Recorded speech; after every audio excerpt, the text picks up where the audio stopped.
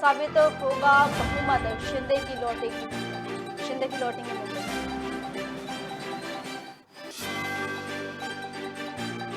महाकाल की नगरी में आज होगा सीएम शिवराज का आगमन। महाराज के दर्शन कर जनसभा में होंगे शामिल। चुनाव को लेकर करेंगे जनसंपर्क।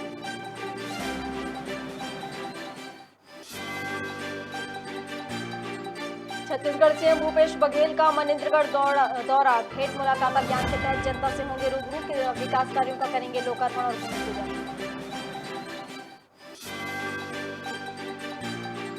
प्रदेश अध्यक्ष वी.डी. शर्मा की कोरोना रिपोर्ट आई पॉजिटिव। 3 दिन से सर्दी, जुकाम और बुखार से थे ग्रसित। शर्मा ने ट्वीट कर दी जानकारी।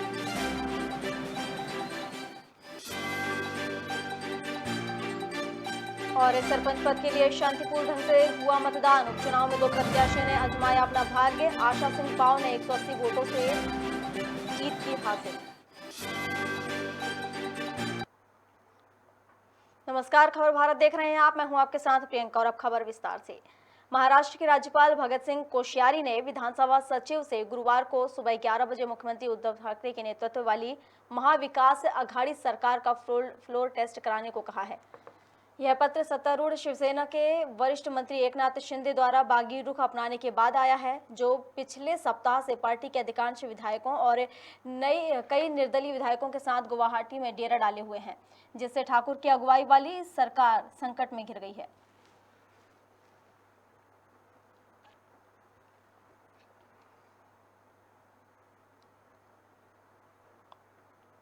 प्रदेश के मुख्यमंत्री शिवराज सिंह चौहान आज उज्जैन और भोपाल चुनाव प्रचार करेंगे। इस दौरान बीजेपी प्रत्याशियों के पक्ष में वोट डालने के लिए जनता से अपील करेंगे। दोपहर करीब 2:15 बजे उज्जैन में जनसभा को संबोधित करेंगे। महापौर प्रत्याशी मुकेश टटवार के समर्थन में जनसभा करेंगे। वहीं भोपाल में महापौर प्रत्याशी मालती राय के समर्थन में रोड शो करेंगे। इसके बाद जनसभा को संबोधित करेंगे।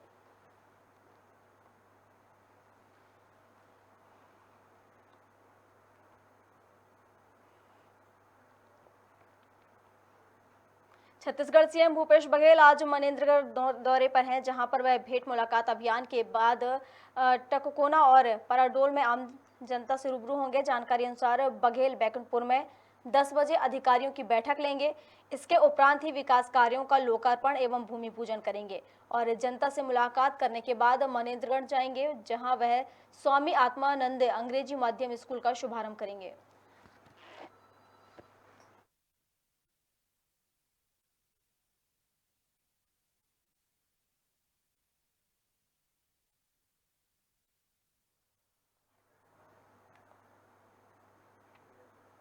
प्रदेश अध्यक्ष वी.डी. शर्मा की कोरोना रिपोर्ट पॉजिटिव आई है। बता दें, शर्मा 3 दिन से सर्दी, जुकाम और बुखार से ग्रसित थे। बीजेपी प्रदेश अध्यक्ष वी.डी. शर्मा ने ट्वीट करते हुए जानकारी दी कि शुरुआती लक्षण दिखने पर उन्होंने टेस्ट कराया था कोविड का, जिसमें उनकी रिपोर्ट पॉजिटिव आई है, जिसको देखते हुए उन्होंने अगले कुछ दिनों तक चुनावी दौरे निरस्त कर दिए हैं। शर्मा ने ट्वीट के माध्यम से कहा कि मेरी तबीयत ठीक है और मैं घर में क्वारंटाइन हूँ। सभी से अनुरोध है कि जो लोग पिछले कुछ दिनों में मेरे संपर्क में आए हैं, सभी अपनी जांच अवश्य कराएं और सावधानी बरतें।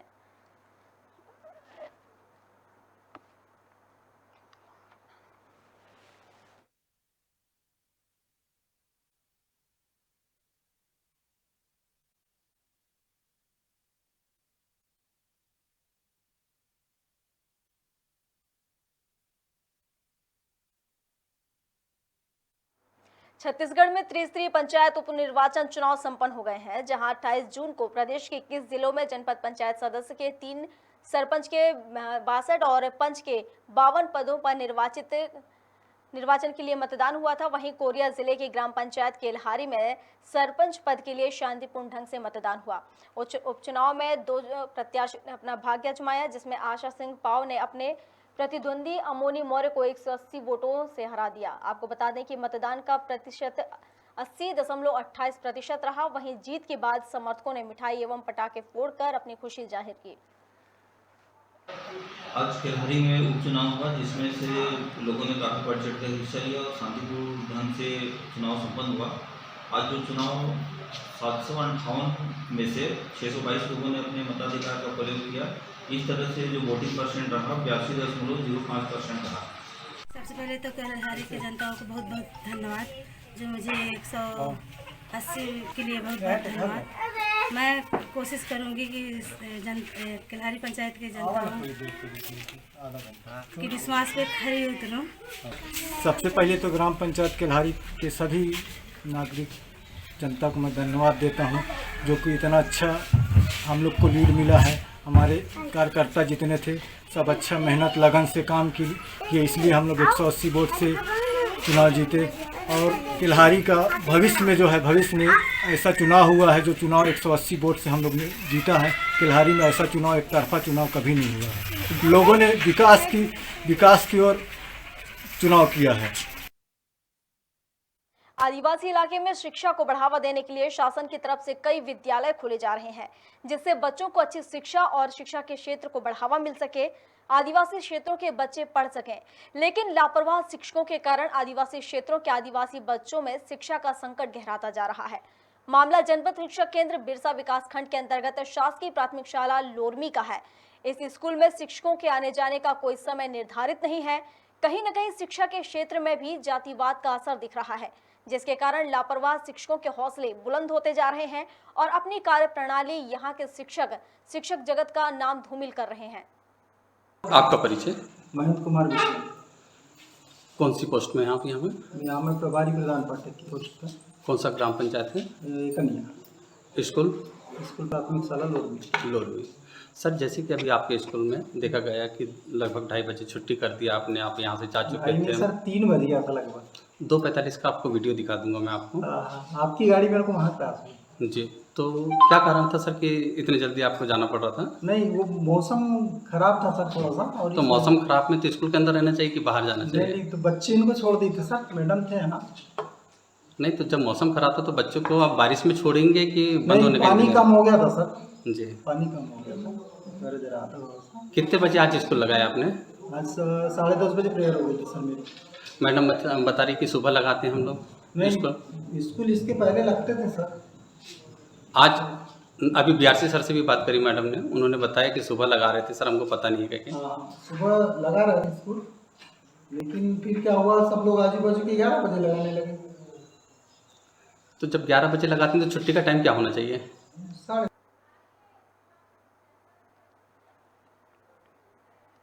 बालाघाट से एक खबर, जहां पर लापरवाह शिक्षकों के चलते जो बच्चे हैं उन्हें शिक्षा सही तरीके से मिल नहीं पा रही है। और इस पर अधिक जानकारी के लिए हमारे साथ ब्यूरो चीफ श्याम शूरवंशी जुड़े हुए हैं बालाघाट से।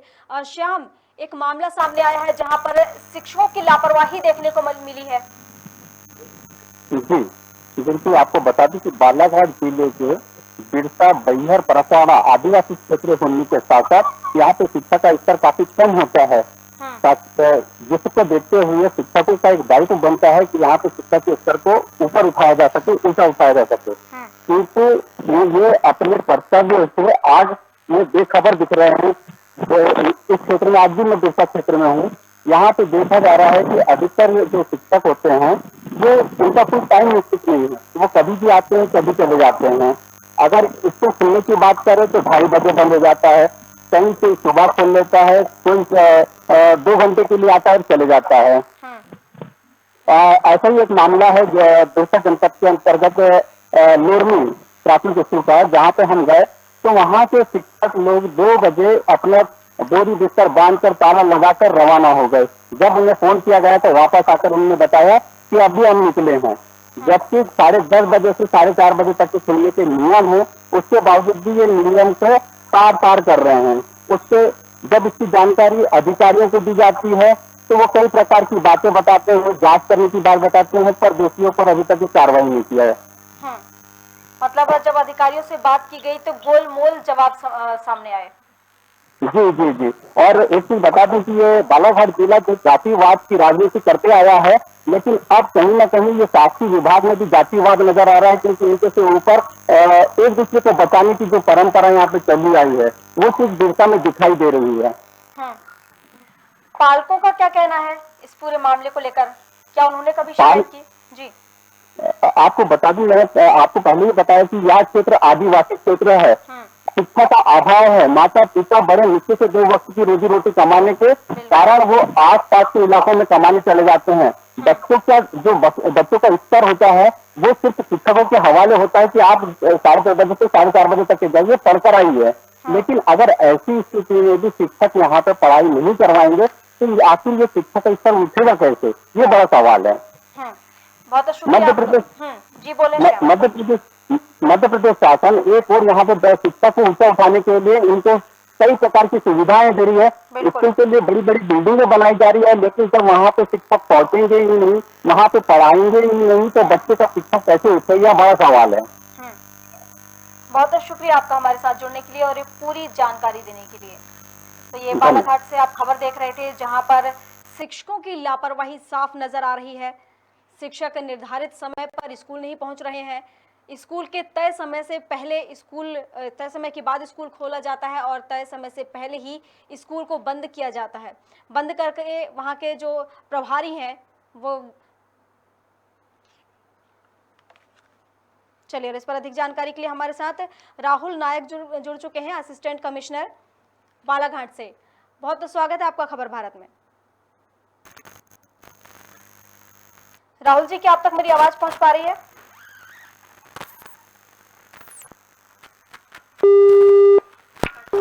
लगता है कि तकनीकी कारण के चलते उनसे हमारा संपर्क नहीं हो पा रहा है। तब तक हम आपको बता देते हैं कि आखिर ये खबर क्या है। क्योंकि ये जो खबर थी ये बालाघाट से थी, जहां पर शिक्षकों की लापरवाही साफ नजर आ रही है।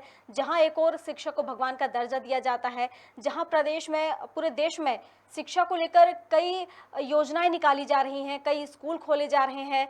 आदिवासी क्षेत्र में बच्चे हैं, जो अल्पसंख्यक वर्ग के जो बच्चे हैं वो अच्छे से शिक्षा प्राप्त कर सकें, इसके लिए सरकार कई योजनाएं निकाल रही है, स्कूल खोले जा रहे हैं। लेकिन इन योजनाओं को पलीता लगाते नजर आ रहे हैं ये शिक्षक। जिस तरीके से ये लोरमी का मामला सामने आया है, जहां पर शिक्षक स्कूल बंद करके, समय से पहले स्कूल बंद करके और कहीं और चले गए हैं, लोरमी चले गए हैं बताया जा रहा है। लोरमी से कहीं बाहर चले गए हैं और कह रहे हैं कि उनकी चुनाव में ड्यूटी लगी थी, जिसके चलते वो चले गए हैं और 2 दिन पहले ही वो यहाँ से निकल चुके हैं। आप देख सकते हैं तस्वीरों में कि स्कूल के मेन गेट पर ताला लगा हुआ है। वहाँ के जो अधिकारी हैं उन्होंने समय के बाद स्कूल खोला और समय से पहले ही स्कूल बंद करके वो चले गए यहाँ से। इस तरह से शिक्षा यहाँ पर बच्चों को दी जा रही है। आखिर इस तरह की शिक्षा से बच्चों में किस तरह का असर पड़ेगा, उनके भविष्य के साथ क्या होगा अगर शिक्षक ही इस तरह से लापरवाही बरतेंगे तो।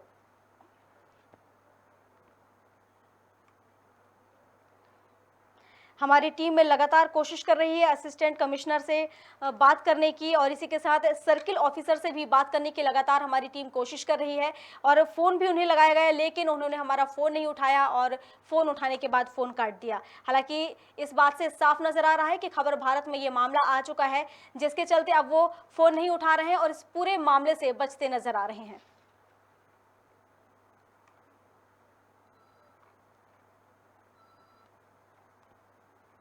बालाघाट की खबर आपको हम बता रहे हैं, जहां शिक्षक की बड़ी लापरवाही देखने को मिली है, जहां शिक्षकों ने समय से पहले स्कूल बंद कर दिया और समय के बाद स्कूल को खोला जा रहा है।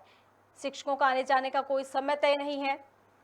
जब शिक्षकों की मर्जी होती है तब आते हैं, जब मर्जी होती है तब चले जाते हैं। जब स्कूल खोलना होता है तब खोलते हैं, जब बंद करना होता है तब बंद कर देते हैं। ये सरकार की योजनाओं का या प्रशासन की जो गाइडलाइन है उसका कोई पालन नहीं किया जा रहा है। चलिए, और इस पर अधिक जानकारी के लिए हमारे साथ सर्किल ऑफिसर स्मिता भावसार हमारे साथ जुड़ चुकी है। स्मिता जी, बहुत स्वागत है आपका खबर भारत में। जी, एक मामला सामने आया है बालाघाट से एक स्कूल का, जहां पर शिक्षक लापरवाही बरत रहे हैं और सब कोई समय निर्धारित नहीं है उनका आने जाने का, स्कूल खोलने का। जी स्मिता मैडम, इस विषय में कुछ जानकारी नहीं है अभी जिला स्तर पर, और ये क्रिस्ट स्कूल की घटना है। इसके संबंध में जानकारी आने पर जांच की जाएगी, करवाई जाएगी। चूंकि अब ये मामला आपके संज्ञान में आ चुका है, तो किस तरह का एक्शन लेंगे आप इस पर? मैम, इसमें सबसे पहले तो हमारे यहाँ पे जिलाधिकारी सहायक आयुक्त इस पर एक्शन लेंगे। मैं फील्ड ऑफिसर हूँ, उनको मैसेज कर दिया जाएगा और फिर जांच होने के पश्चात जो भी आएगा उस पर निर्णय लिया जाएगा। जिस तरीके की स्थितियाँ आएंगी सामने फिर निर्णय दिया जाएगा। मैम, लेकिन ये तो एक पहला स्कूल था लोरमी का, शासकीय प्राथमिक शाला, जो पहला स्कूल, ये पहला मामला हमारे सामने आया है। हो सकता है वहाँ पे और भी ऐसे बहुत से स्कूल हो जहाँ पर इस तरह की लापरवाही बरती जा रही हो, सीधे तौर पर बच्चों के भविष्य के साथ खिलवाड़ किया जा रहा है। मैडम, आपके माध्यम से ये बात संज्ञान में आई है, तो हम लोग इसके संबंध में जांच करवा लेंगे। हमारे यहाँ पे जो वहाँ पे ब्लॉक डेवलपमेंट ऑफिसर्स हैं, उनसे वहाँ पे सभी संबंधित स्कूलों में जांच दल का गठन करके कोशिश की जाएगी कि जो भी शासकीय नियमानुसार स्कूलों का संचालन हो। बहुत बहुत शुक्रिया आपका हमारे साथ जुड़ने के लिए।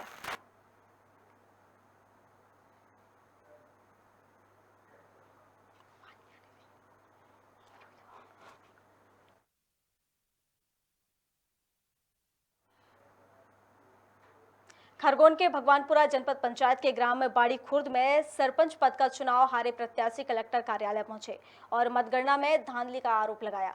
हारे हुए प्रत्याशियों ने डिप्टी कलेक्टर के मालवीय को ज्ञापन सौंपकर फिर से मतगणना करने की मांग की है।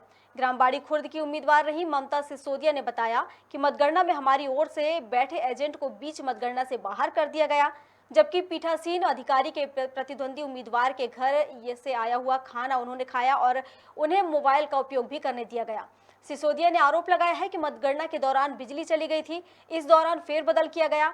साथ ही कहा कि पहले उन्हें विजयी बताया गया, लेकिन कुछ देर बाद प्रतिद्वंदी को विजयी घोषित कर दिया गया, जिसके बाद हमने दोबारा मतगणना की मांग की थी, लेकिन जिम्मेदारों ने हमारी नहीं सुनी।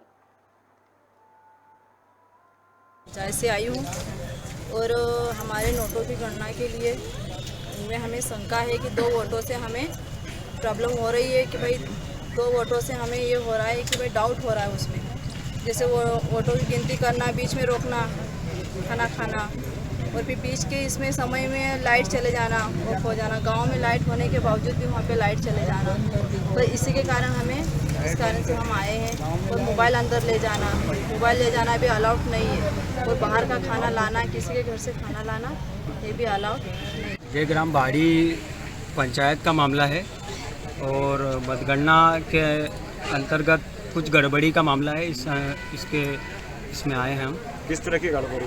ये मतलब 2 वोटों की गड़बड़ी की शंका है हम सभी गांव वालों को, और इसी के अंतर्गत आए हैं। और इसके बाद में जैसे लाइट चले जाना, प्रत्याशी के घर से टिफिन जाना, मोबाइल अंदर जाना, इसमें हमको सभी गांव वालों को शंका नज़र आती है और इसके संबंध में हम लोग कलेक्टर और एसडीएम ऑफिस में ज्ञापन देने आए। छत्तीसगढ़ में चुनाव आयोग के निर्देश पर रिक्त हुए पंच सरपंच के पद के लिए त्रिस्तरीय पंचायत उपचुनाव संपन्न हुए, जिसमें 3 प्रत्याशी अपना भाग्य आजमा रहे थे। जहां पहली बार अपने मताधिकार का प्रयोग करने पहुंची सुभद्रा खाड़े ने बताया कि सभी नागरिकों को अपने वोट का उपयोग करना चाहिए। मुझे आज खुशी हो रही है कि मैंने अपने अधिकार का उपयोग किया है। वहीं इस चुनाव में नानू प्रसाद बंजारा ने 596 वोट पाकर अपने निकटतम प्रतिद्वंदी को हरा दिया है। सरपंच बंजारा ने इस गांव में दूसरी बार जीत हासिल की है। मैं श्रेय दे रहा हूँ, मतलब पूरा मतदाता के सहयोग से ही मतलब मैं दूसरा बार मतलब सरपंच बना हूँ, और मतलब मेरा कार्यकाल पूर्व में अच्छा था, इसलिए मतलब मुझे बहुत बहुत आशीर्वाद दिया जनता ने। कितने वोटों से आप जीत प्राप्त किए हैं? कितने वोट? 212। हमारे खानदे है, आज मैं पहली बार वोट डालने आई हूँ, मेरे को बहुत अच्छा लगा। मैं चाहती हूँ कि हर व्यक्ति वोट दे, अपना अधिकार के लिए लड़े और असुख व्यक्ति ही वोट दे, अच्छा से दें।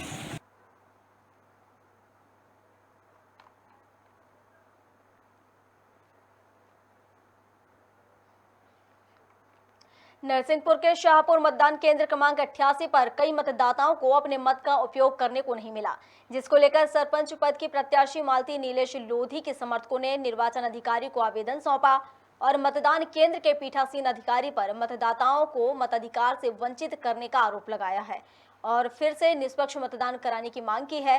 दरअसल उनका कहना है कि पंचायत चुनाव में 140 मतदाताओं को टोकन देने के बाद भी वोट डालने के अधिकार से वंचित रखा गया। बताया कि 140 टोकन के बाद उन्होंने टोकन नहीं बांटा, तो हम लोग जितने थे उस जो झड़प हुई थी उस टाइम 60-70 लोग थे लगभग, लेकिन उस झड़प के बाद लोग भाग गए, है ना। तो 20-22 लोग ऐसे थे जो वहाँ पे थे। तो हम लोगों ने बहुत रिक्वेस्ट की पीठासीन अधिकारी से कि आपने 140 वोटिंग के जो टोकन बांटी है, उसके बाद आपने बोला था कि हम टोकन लेके हम लाके आ रहे हैं अंदर से और बांटेंगे। तो हम लोगों ने बहुत रिक्वेस्ट की और वहाँ जो पुलिस अधीक्षक थे जिनकी वहाँ ड्यूटी थी उनसे भी बोला गया था तुरंत में कि ये सर इन्होंने हमको टोकन नहीं दी है और ये बोल रहे हैं कि टोकन ख़त्म हो गई हैं, हम अब भी बना के फिर से लेके आ रहे हैं। तो उस टाइम क्या है कि वो जो पुलिस अधीक्षक थे उन्होंने भी बोला ये बात कि ठीक है जो अंदर हैं उनकी सारी वोटिंग होगी, लेकिन ऐसे ही टाइम बिताते बिताते जैसे ही लास्ट टाइम आया उस टाइम जो जिला पंचायत हाँ पुलिस अधिकारी पुलिस कर्मचारी थे जो वहाँ पे जो जिला पंचायत का चुनाव लड़ रही थी मोना कौरव, वो भी आई थी। तो उन्होंने भी उनसे बोला था पीठासीन अधिकारी से कि आप वोटिंग कराइए जो लोग यहाँ पे हैं। तो उन्होंने मोना कौरव जी से भी बोला था कि ठीक है हम थोड़ी देर से इनको टोकन दे देंगे, लेकिन उस बार टोकन नहीं दी गई और फिर वहाँ से हमको बाहर कर दिया गया। आप कहना चाह रहे हैं कि वहाँ पर जो पक्षपात किया गया है निष्पक्ष जो है निष्पक्ष चुनाव दोबारा हो और वोटिंग निष्पक्ष जांच होनी चाहिए। निष्पक्ष जांच होनी चाहिए। निष्पक्ष चुनाव नहीं हुआ है। निष्पक्ष चुनाव नहीं हुआ है। गोधन पशु योजना पर सरकार करोड़ों रुपए खर्च कर रही है, साथ ही गोठान का निर्माण भी करा रही है ताकि आवारा पशुओं को संरक्षण मिल सके। लेकिन बावजूद इसके सड़कों पर आवारा पशुओं के जमवाड़ों से आए दिन दुर्घटनाएं हो रही हैं। खास तौर पर लोरमी मेन रोड पर हादसों में बढ़ोतरी हो रही है, पर नगर पंचायत के द्वारा अभी तक कोई सुध नहीं ली गई है, जिससे कभी भी बड़ी दुर्घटना हो सकती है। इस मामले में जब कलेक्टर गौरव सिंह से सवाल किया गया तो उन्होंने जल्द कार्रवाई का आश्वासन दिया। अब देखने वाली बात होगी कि नगर पंचायत कब तक आवारा पशुओं पर अंकुश लगाने में कामयाब होगी। हो गया है, आने वाले समय में हम उससे सक्रिय गोठान में बदलेंगे। आप सबसे भी हमारा ये निवेदन है कि जो लोग आवारा पशु छोड़ देते हैं उनको आप भी प्रोत्साहित करें कि न छोड़ें, क्योंकि ये न केवल जनहानि तमाम प्रकार की हानि को देते हैं। तो आम नागरिकों से भी अपील है कि अपने पशुओं को अपना मानकर अपने पास सकें और जो हमारे लिए जिनको आप लावारिश कर रहे हैं उनको हम आने वाले समय में गोठान में रखकर उनका पालन करें। सरगुजा जिले के बतौली विकासखंड के शांतिपारा में भूमाफियाओं द्वारा शासकीय जमीन पर अवैध कब्जा किया गया है, जिसको लेकर ग्राम पंचायत कुनकुरी की सैकड़ों महिलाएं कलेक्टर से शिकायत करने पहुंची। दरअसल जिला प्रशासन ने एक महिला को उसके पति की मृत्यु के बाद हाई स्कूल में प्यून की नौकरी दी थी और बच्चों की शिक्षा का खर्च भी सरकार उठा रही है। साथ ही महिला को 5 डिसमिल जमीन घर बनाने के लिए दी गई थी, लेकिन पीड़िता को दी गई जमीन से अधिक जमीन पर उसने घर बना लिया, जिसको लेकर ग्रामीण महिलाओं में आक्रोश देखने को मिला। वहीं कलेक्टर संजीव कुमार झा ने कहा कि इसकी जांच के लिए एसडीएम को निर्देशित किया गया है, जांच के बाद आगे की कार्रवाई की जाएगी। बतौली में आज ऐसे प्रकरण में लोग बहुत सारे आए थे, जिसमें ग्राम पंचायत ने पहले खुद के एनओसी दिया हुआ था। उसको प्रकरण ये था कि पूर्व में एक असामयिक परिस्थिति में एक व्यक्ति की दुर्घटनावश मृत्यु हो गई थी। उसके बाद उसकी विधवा को और उसकी जो 2 पुत्रियाँ थी जो अध्ययनरत थी और ये लोग काफ़ी निर्धन थे, तो उनको शासन के तरफ से, माननीय मंत्री जी की तरफ से और प्रशासन की तरफ से उसको सहायता दिया गया था। ग्राम पंचायत ने एनओसी देकर के उसको एक ज़मीन दिया था और उसको बताया था उसमें मकान बनाने का, लेकिन गांव वाले आज आकर के विरोध कर रहे थे कि उसको मकान न बनाने दिया जाए और उसका मकान निर्माण को रोक दिया जाए। तो एसडीएम को ये प्रकरण दिया गया है, परीक्षण करके उसमें आवश्यक कार्रवाई। सर वहाँ सरपंच और सचिव किस माध्यम से वो ज़मीन को दिए, ग्रामवासी और लोगों को कोई पता नहीं है। इसीलिए वहाँ पूरा ग्रामवासी चाहते हैं कि वहाँ पर घर बनना न दिया जाए और गांव वाले इतना गरीब हैं तो गांव वाले के लिए तो कुछ कर नहीं रहे हैं और बिना गांव वाले का सहमति से न ग्राम सभा करवाए न किसी से दस्तखत करवाए, बिना सहमति से ज़मीन को दिया गया। इसी वजह से कलेक्टर सर से मिलने आए। कितने की संख्या में आए हैं आप लोग? वही 200, 200, 300 का संख्या में आए हैं सर। पूरा ग्रामवासी हर एक घर से 1 जन 2 जन आए हैं। अच्छा, कौन है, किसका घर बनाया जा रहा है? दुर्गा देवी का। खबर भारत में खबरों का सिलसिला लगातार जारी है। अधिक अपडेट्स के लिए आप बने रहिए हमारे साथ और देखते रहिए खबर भारत। नमस्कार।